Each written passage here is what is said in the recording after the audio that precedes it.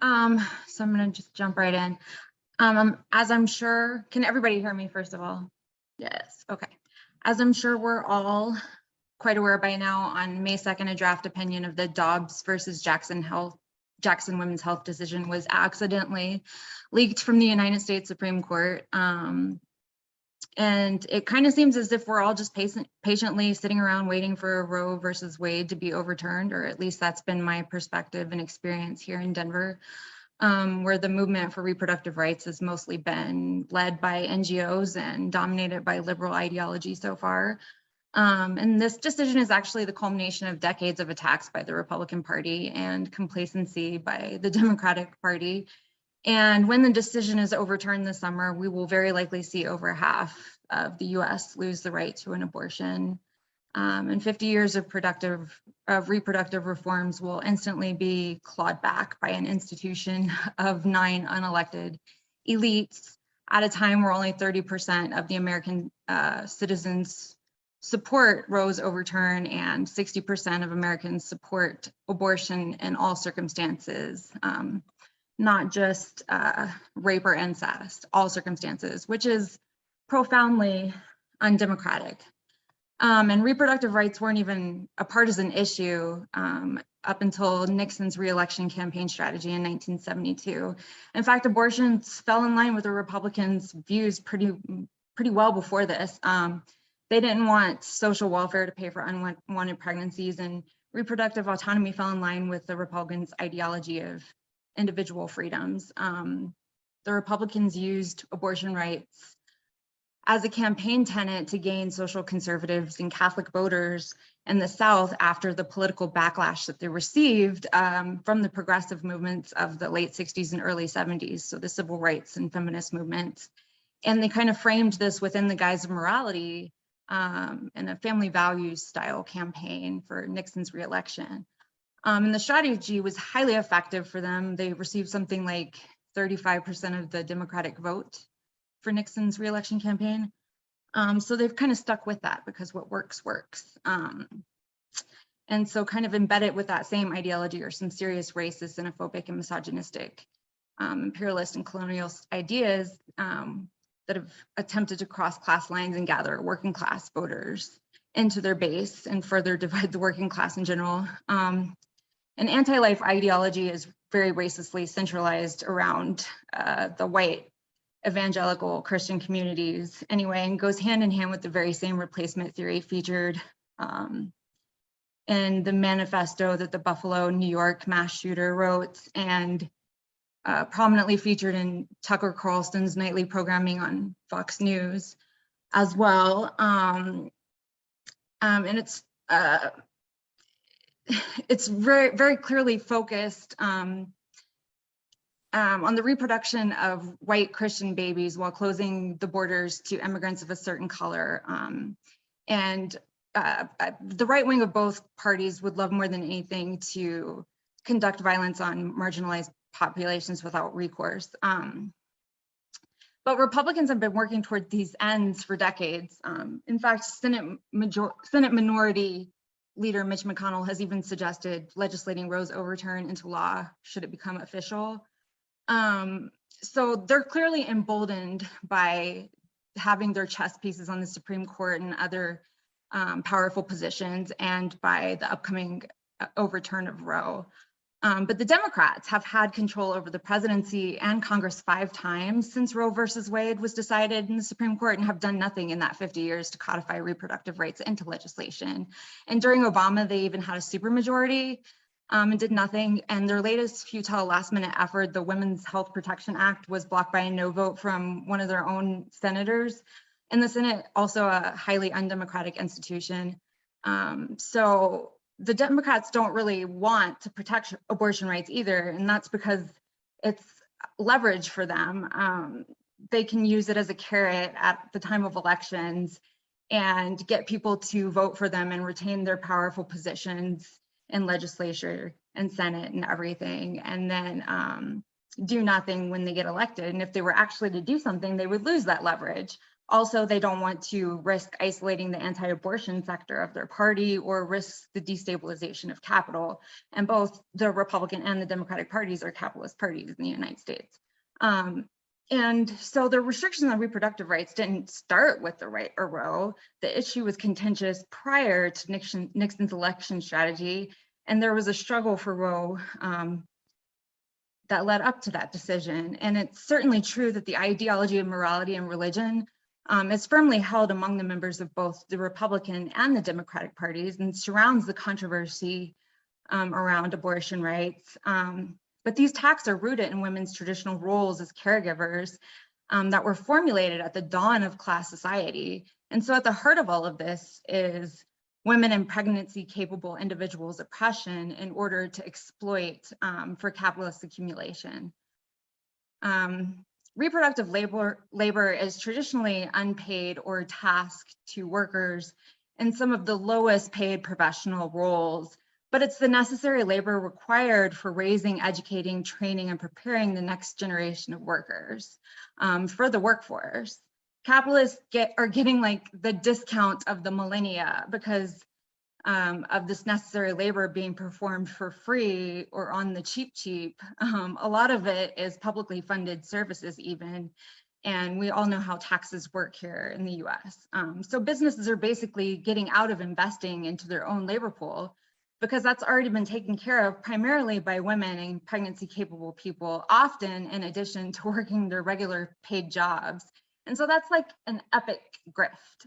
And for centuries, this socially fabricated obligation has been viewed as tradition, as we, women and pregnancy capable people, are trying so hard to break with tradition. Pregnancy capable individuals are constantly and violently being relegated back to these oppressive molds with roots in capitalist accumulation.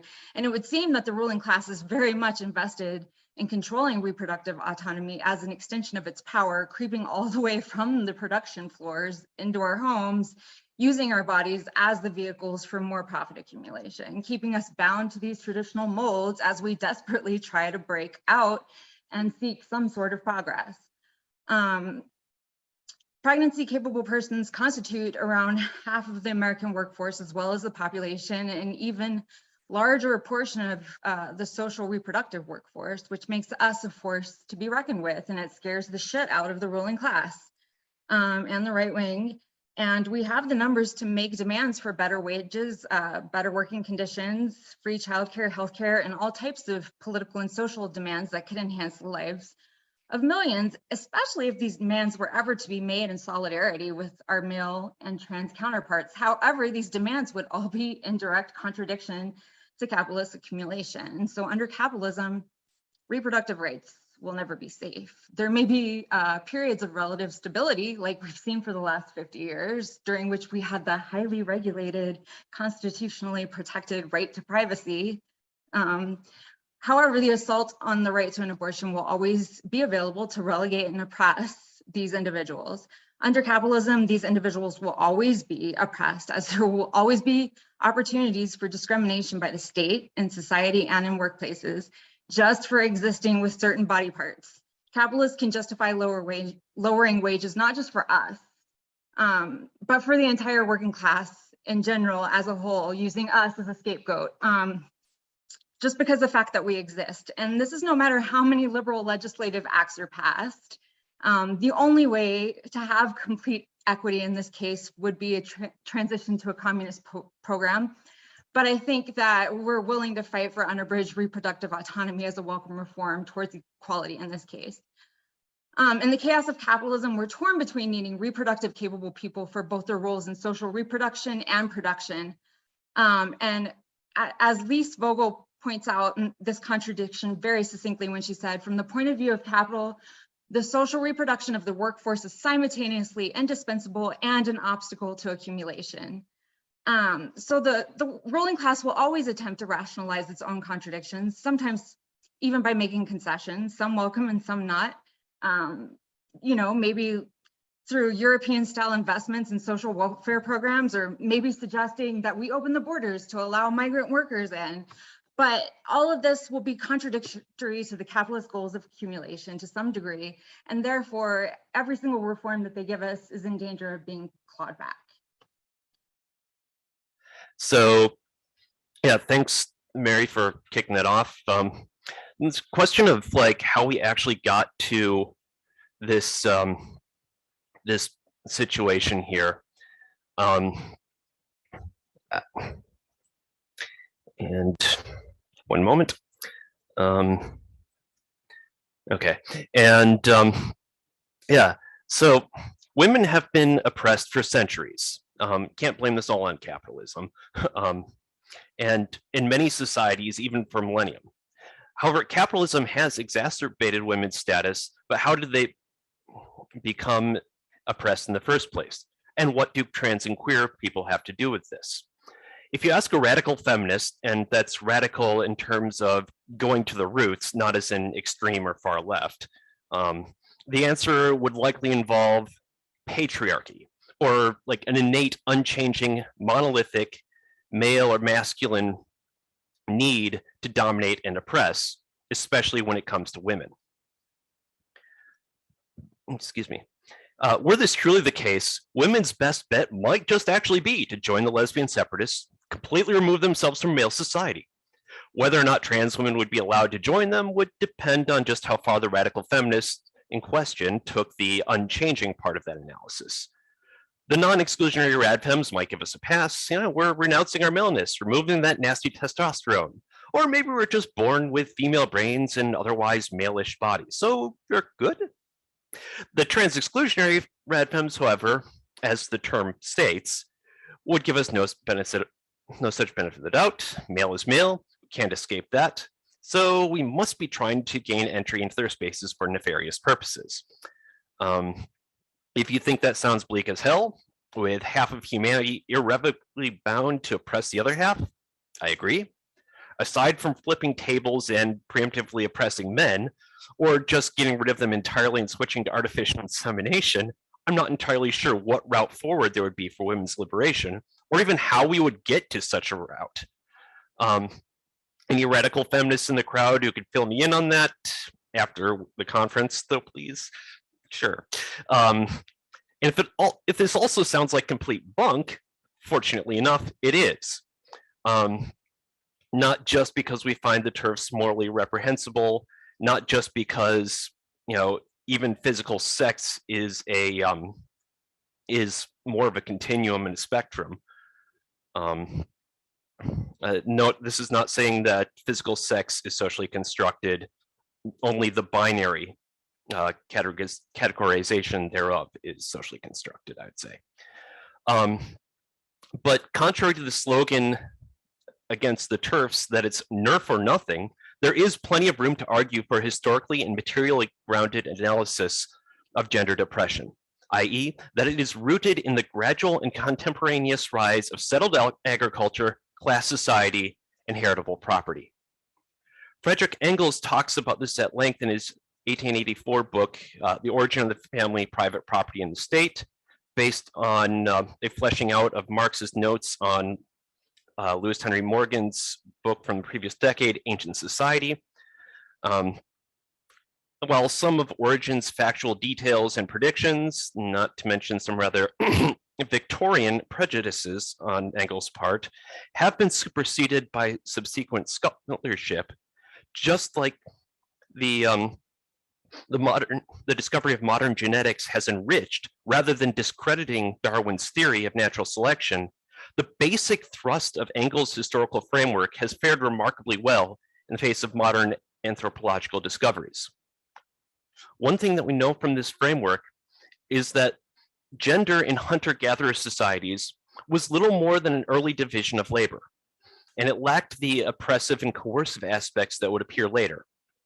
Men and women may have had different spheres that they generally occupied, yes, but both were of similar dignity. And aside from literal pregnancy, childbirth, and nursing, the bodies filling these roles weren't even so rigidly and exclusively just phallus hunters and vulva gatherers and child rearers. And in a society where having too many children could actually be detrimental for the tribe's survival, women who weren't currently pregnant or nursing could go on hunts with the men.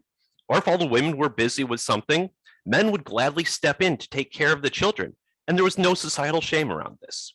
The whole community took care of the whole community's children. Society did change, however. As humans developed and improved settled agriculture, they started being able to have actual surpluses for once. As these surpluses grew, so did a separate group of people whose role it was to manage and keep track of them.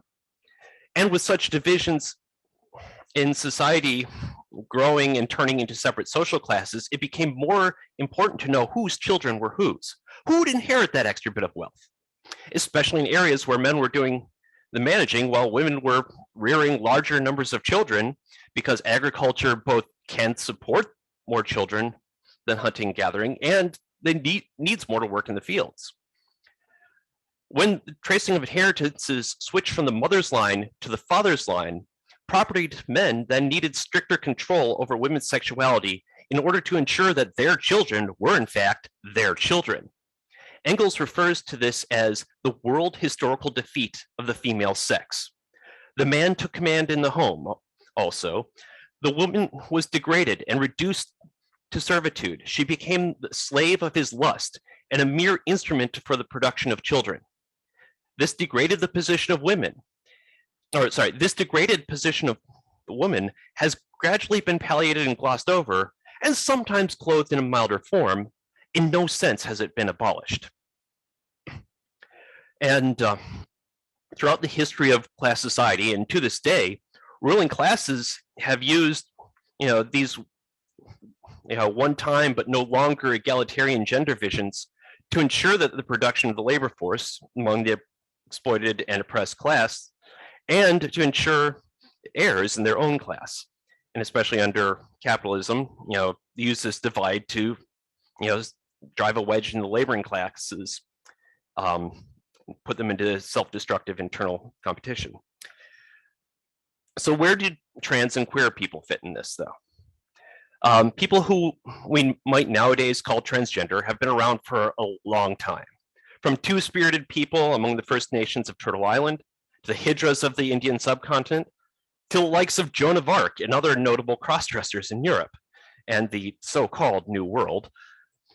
Different societies have treated gender variant people in different ways, and what it looked like also varied, with the details of particular societies' gender construction.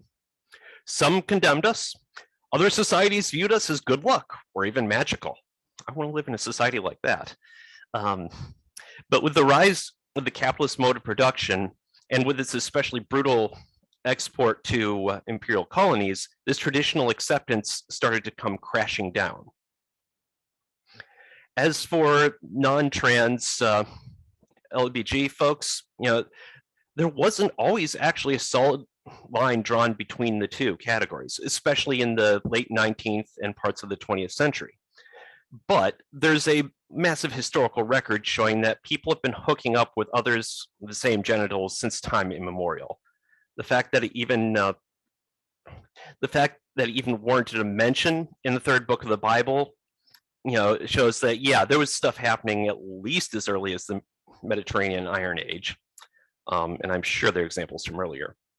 That said, the gay identity as we know it now is only a couple of centuries old. As capitalism's enclosure of land forced people out of the countryside, it concentrated them together in unprecedented numbers. And with that came more opportunity for same-sex liaisons and experimentation, especially for women who are now outside of the peasant home. As Mary's talk pointed out, capitalism needs babies, but capitalists don't want to pay for them. Capitalists individually need to squeeze all the profit they can from their workers, lest they be outcompeted and driven under by other capitalists. And that means paying the bare minimum they can, or the bare minimum they can get away with, and still have the workers come back to work the next day. And for the capitalist class as a whole, it means that they need to be sure there'll be enough workers to replace them when they die or are just too worn out finally. In most capitalist societies, this means forcing workers, especially women workers, to do a lot of unpaid labor in the home. Women having control over their own reproduction, however, throws a wrench into this process, whether it's through abortion or even just simple contraceptives. Trans people's very existence in the public eye can potentially call into question the very legitimacy of such rigidly prescribed and segregated gender roles. And cis gay sex doesn't tend to make babies either. So at the same time that opportunities for same-sex relationships were booming and people were leaving old gender roles in the countryside, capital's contradictory need to repress away the effects of their industrial revolution also grew. Okay, I'm at 10 minutes, it looks like good. In the wake of World War I, as the, fast forwarding a bit, in the wake of World War I, as a product of the revolutions and workers' uprisings that actually ended the war, more space opened, for flourishing of same-sex love and transgressive gender presentations, like even out in public. In Russia, the fledgling worker state scrapped the entire Tsarist legal code and conspicuously and intentionally left out any criminalization of homosexuality. The first time this has happened since the Great French Revolution more than a century previous. Women's rights in general also surged forward. Divorce was legalized, and many social reproductive functions were brought back into the public social sphere, like public laundries, food kitchens, and the like. In Germany, Magnus Hirschfeld's Institute for Sexualwissenschaft, basically Sex Study Institute, even performed some of the first gender affirmation surgeries and was actually starting to tease out the difference between sexual attraction and gender identities. Sadly, however, this opening for LGBTQ and women's rights had its limits and it didn't last. In Russia, thanks to counter-revolutionary international siege and civil war, the working class was decimated, the economy had collapsed, and they simply didn't have the resources to sufficiently implement all the stuff I mentioned earlier.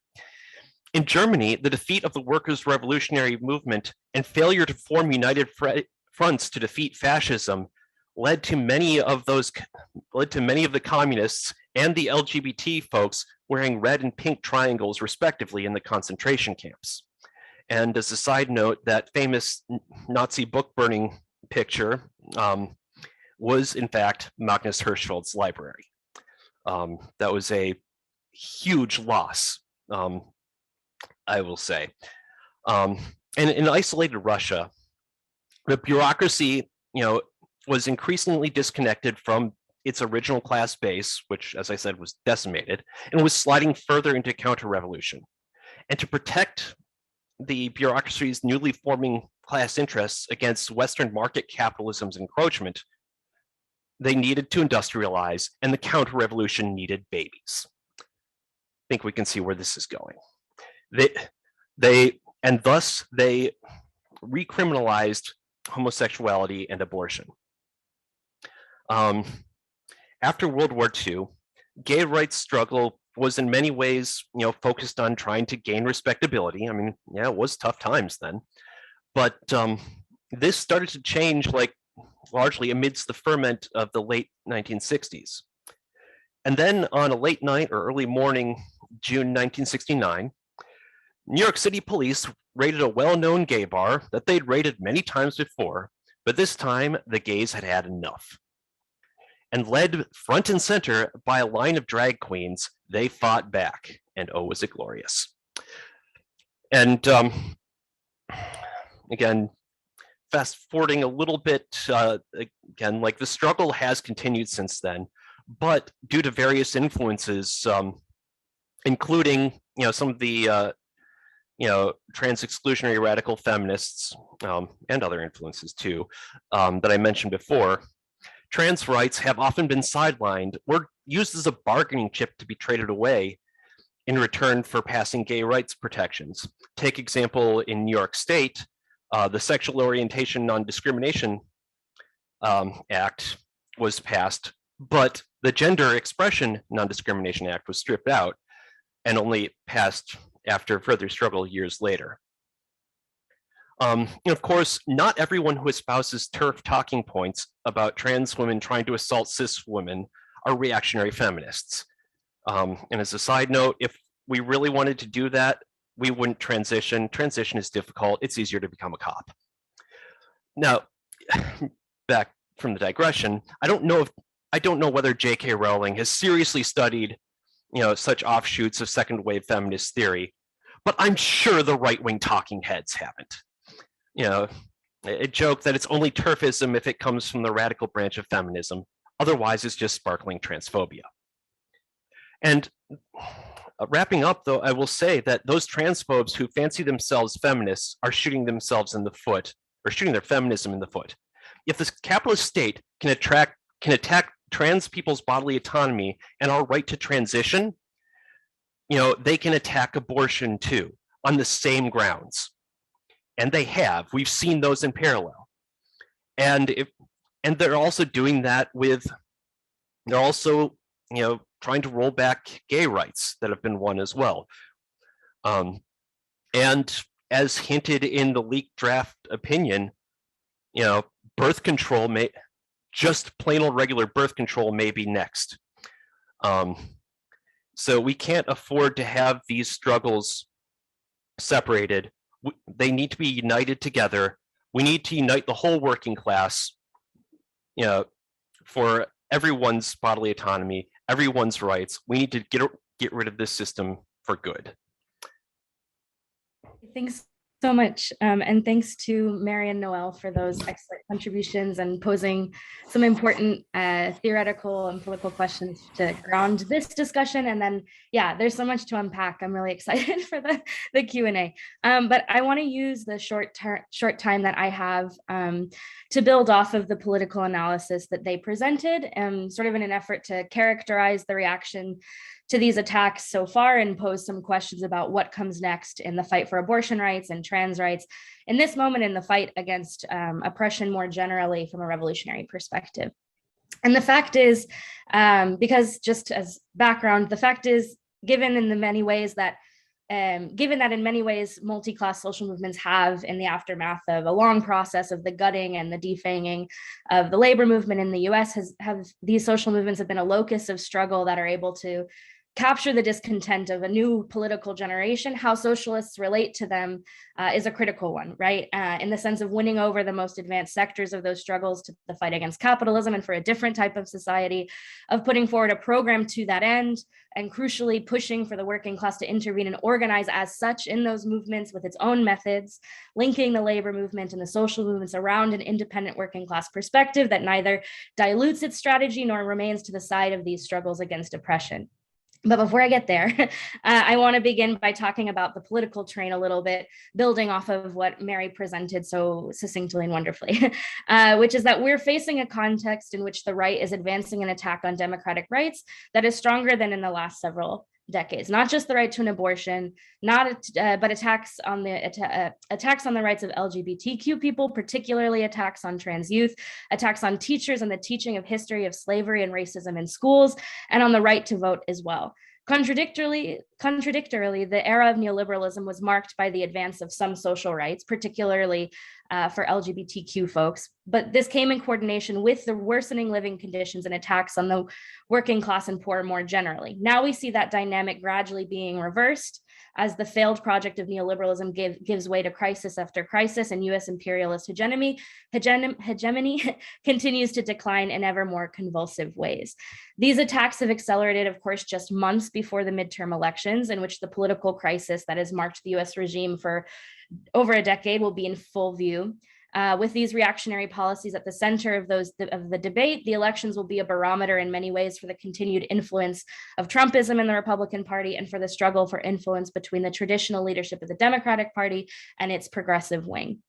And of course, the fact that the decision was leaked at all, something unprecedented in the modern history of the Supreme Court, shows exactly the level of crisis that faces the regime. And it dealt a severe blow to the legitimacy of the Supreme Court and the Democratic Party.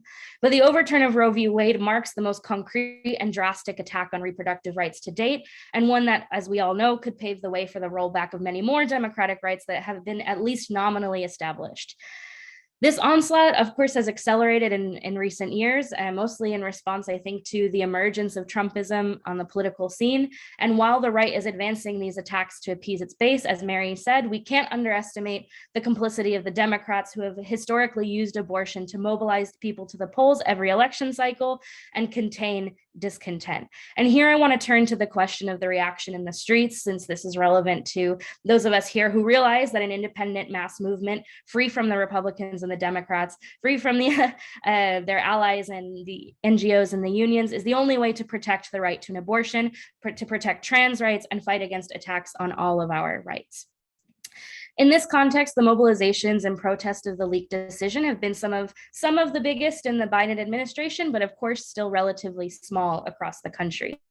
The biggest demonstrations are taking place in cities like New York, where the right to an abortion is safe post Roe v. Wade. And even though over 64% of people in the US support Roe v. Wade, that support has remained relatively passive and has been able to be contained by the traitorous traditional leaderships of these movements, misleaderships of these movements in the Democratic Party, and again, the NGOs and unions.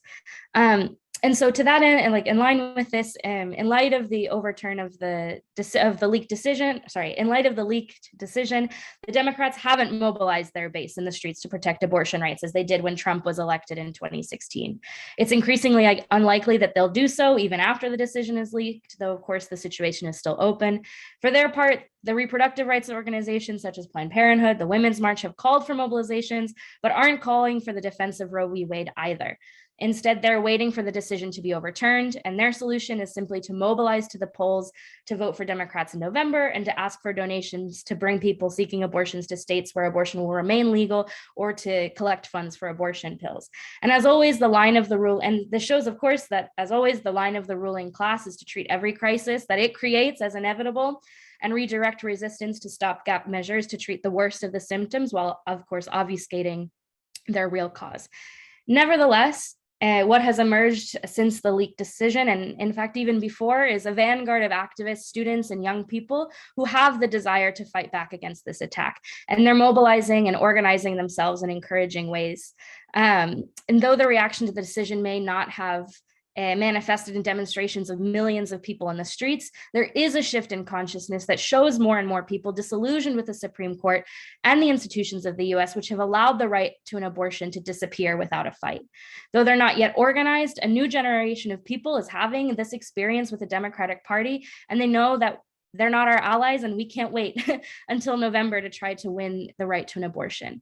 And it's this new generation, new political generation, that is shaped by the experience of the Trump administration, but also by the experience of the pandemic and BLM in 2020, who see reproductive rights and LGBTQ rights as intimately linked and want to put up a fight against all the reactionary policies of the right.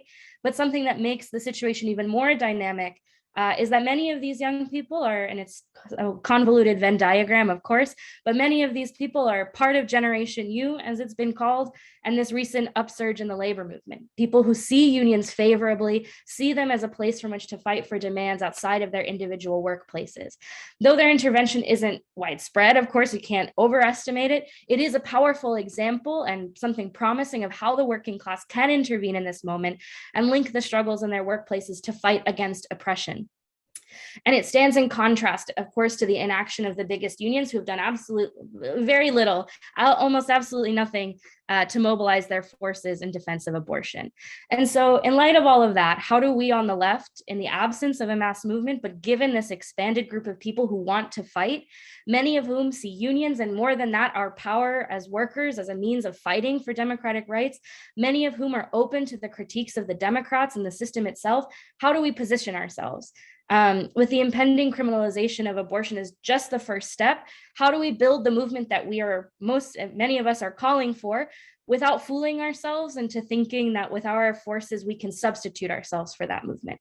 And obviously, like, I don't have sufficient answers to this, but I do want to pose some things for discussion. And rather than focus, get mired down and focus on particular like tactical questions, I want to propose, a perspective that's, I think, crucial for us to discuss amongst the left and rally around in terms of expanding the movement, building an independent socialist feminist pole of attraction, and uniting the struggles of the fight for reproductive rights, for the struggle for trans rights, with the promising developments in the labor movement.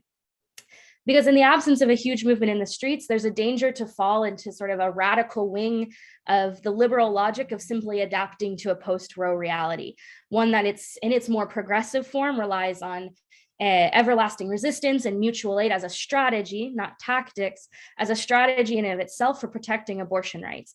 And indeed, I think, like, as we've seen, much of the reaction to the overturn of Roe v. Wade and other of these attacks, like the Don't Say Gay bill and all of these things, have taken this form in an effort to sort of like do something now, to take hold of that effort to fight, right? Organizing networks for people, again, to get transport to abortion clinics, funds for abortions and abortion pills, et cetera. And I would argue that it is a central task for the left to resist this sort of logic and focus on pushing for a perspective to expand our tasks, to take up the political struggle that is at the heart of these attacks on democratic rights, and in doing so, expand the movement into a force that is actually capable of defending abortion and other rights, that can mobilize en masse to defend against all the attacks of the right.